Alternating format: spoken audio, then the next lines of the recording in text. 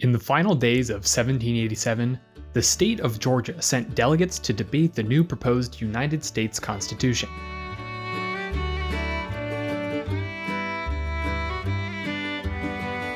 Those of you that watched the previous 3 videos in the series, you know that I like to give some context first.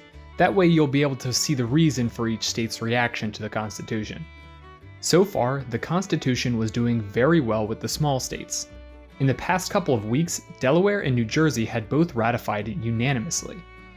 At a glance, Georgia doesn't look like a small state, but keep in mind that Georgia had a pretty meager population of about 80,000 people.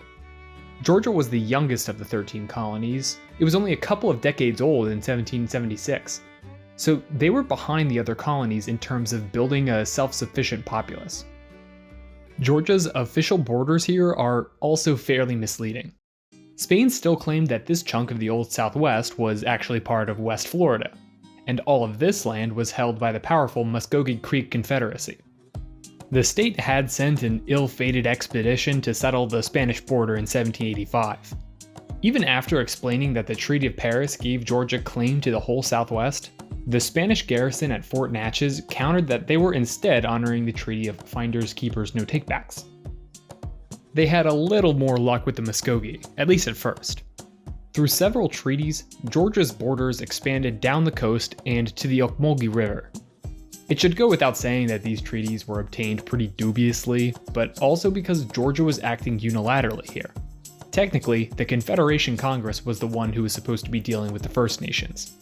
On top of that, the Muscogee Creeks had a bit of a federalism problem themselves. A Miko, or chief of the Creeks, had come to power named Alexander McGillivray. You linguists out there may have noticed that Alexander McGillivray doesn't sound like a traditional Muscogee name, and you'd be right. McGillivray was the son of a Scottish loyalist and a mixed-raced Creek woman. As interesting as his story is, unfortunately we only have time for the short version. McGillivray was interested in centralizing the authority of the Creek Confederacy, so that the state of Georgia would not be able to chip away at Creek lands by coercing, bribing, or stealing from the local chiefs in eastern Georgia.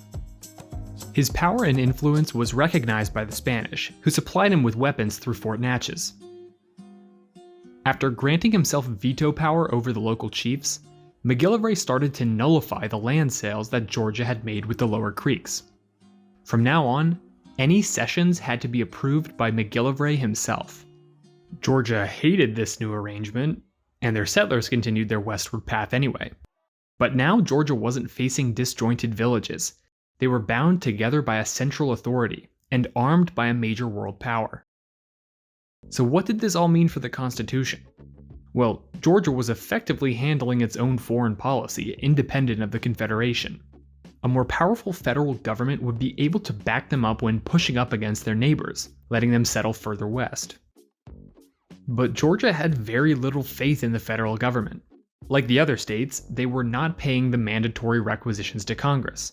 They rarely even sent congressmen either. New York was really far away, and the tiny benefits that the Confederation offered never justified the journey. When the Constitution was proposed in September, Georgia wasn't exactly thrilled, but they did think it was better than the Articles. Critics pointed out that habeas corpus could be suspended in certain cases, and they were afraid of the federal government's powers encroaching on states' rights. However, the Federal Convention had included some compromises that would sweeten the deal for the Deep South. I mentioned before that Georgia had some catching up to do in terms of population. They were especially concerned with their slave population. The other southern states had at least 100,000 slaves each around this time. Georgia had under a third of that.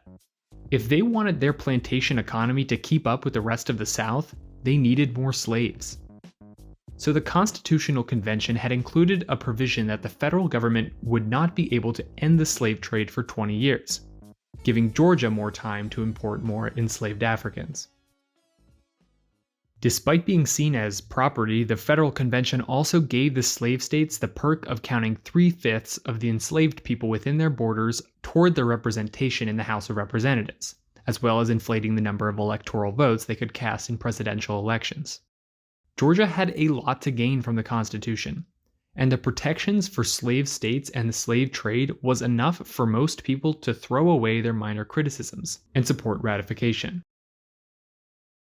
The Georgian Assembly called a convention to be held in Augusta in late December. Upon arrival, the delegates discussed some administrative matters and only really spent one day debating the Constitution. On the 31st, they took a vote on ratification. Georgia ratified the Constitution by a vote of 26-0. Then they took another vote on January 2nd to make it official, and it was unanimous again. They became the fourth state to ratify the Constitution. Federalists had gotten 3 unanimous ratifications in just over a month, plus an important win in Pennsylvania. The next conventions were all in New England, where debate would start to get a lot more contentious. Connecticut was up next.